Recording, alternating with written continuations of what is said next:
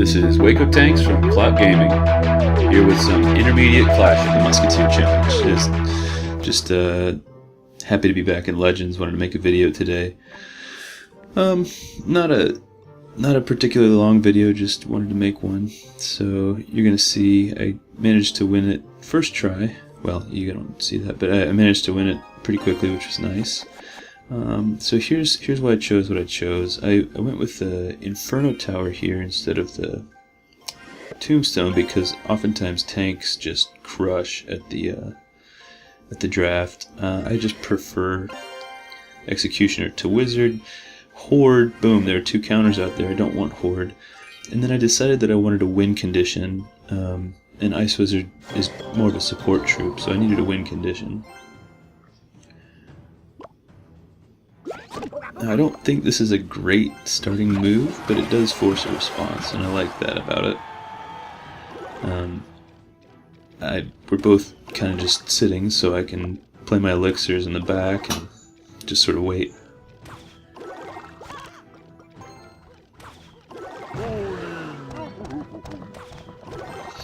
Not a whole lot happening here, so again I play Musk just to bank elixir.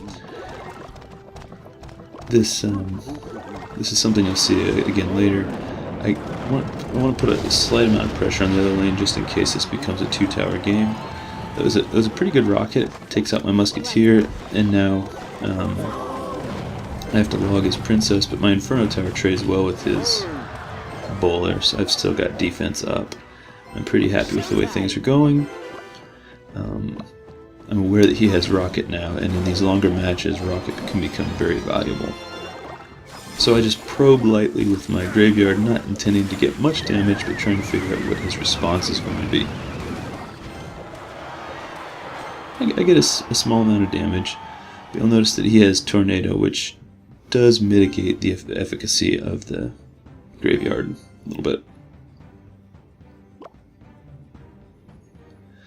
So again, we're just both playing very passively here, and this is good for him because he has that rocket. He can just power through if we get to overtime. So I'm really looking for a little bit of extra damage on that left tower.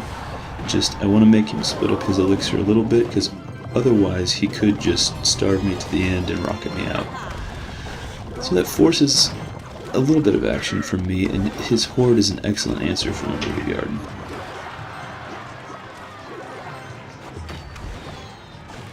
I was hoping that Executioner would hit the Princess, but it didn't.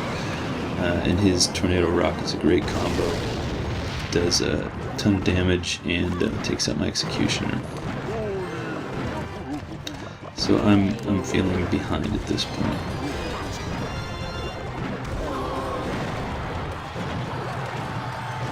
You notice he can cycle through his defense pretty quickly, so I zapped his Horde to make sure that I got a little bit of damage in. Now, I love how Dark Goblin just chews through this. Great defensive card. Inferno Tower, basically just hanging out, stopping the Wizard, hopefully slowing down the Bowler. Bowler's really got my Executioner, so I play my Graveyard, but he's just not quite getting ahead enough. So he's pretty happy to have a nice counter, but it's not quite a solid, full-on stop. And so I can cycle back quickly, and here you're going to see that everything really comes together. His Tornado doesn't quite stop it, and I get to zap his Ice Wizard. Now, he could have played Horde, but he chose not to save up for this Rocket, and that's going to end up to be the game-winning decision.